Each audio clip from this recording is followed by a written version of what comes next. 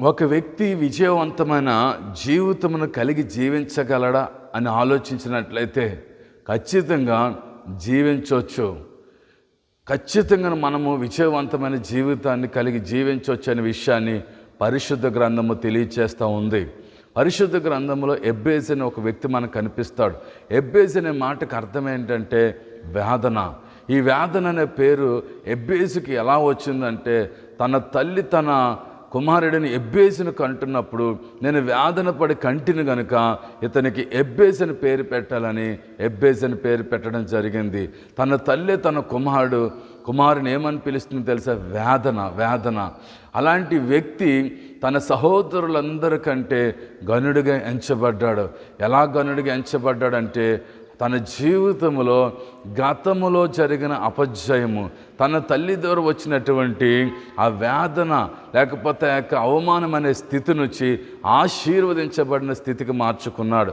చాలాసార్లు మనము వెనుకున్న వాటిని లక్ష్య పెడతాం. అయ్యో, వీళ్ళందరూ నన్ను అవమానపరుస్తున్నారు, వీళ్ళందరూ నన్ను తృణీకరిస్తున్నారు, వీళ్ళందరూ నన్ను గాయపరుస్తున్నారు, వీరందరూ నన్ను హేళన చేస్తున్నారని బాధపడకుండా ఎబ్బేజు చేసిన పని ఏంటంటే, జీవముగల దేవుని ఎరిగి ఏం చేశాడు చెప్పండి?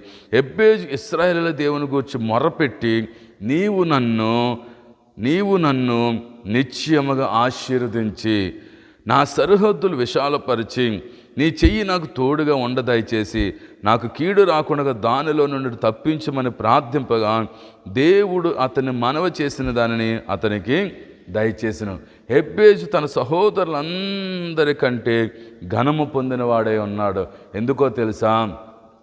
నువ్వెప్పుడైతే నీ గత జీవితాన్ని మర్చిపోతావో, నీ చేదైన అనుభవాలు ఎప్పుడైతే మర్చిపోతావో, నీ జీవితంలో జరిగిన పొరపాట్లు ఎప్పుడైతే మర్చిపోతావో, అప్పుడు నీవు ముందున్న వాటి కొరకు ఎదురు చూడాలి.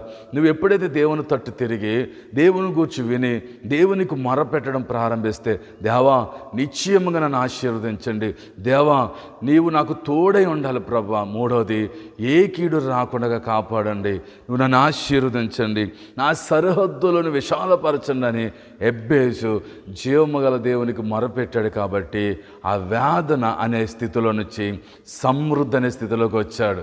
కాబట్టి ఈరోజు ప్రతి వ్యక్తి విజయవంతమైన జీవితాన్ని కలిగి జీవించవచ్చు. ఒకవేళ నీ కుటుంబంలో తృణీకరించబడిన వ్యక్తిగా ఉన్నావేమో, ఎన్నిక లేని వ్యక్తిగా ఉన్నావేమో, పాపంలో పడిపోయి గాయపరచబడి మరి ఆ యొక్క నేరారోపణ చే మనస్సాక్షితో ఉన్నావేమో, నువ్వు యేసు వైపు చూడు. వెనుకున్నవి మరిచి ముందున్న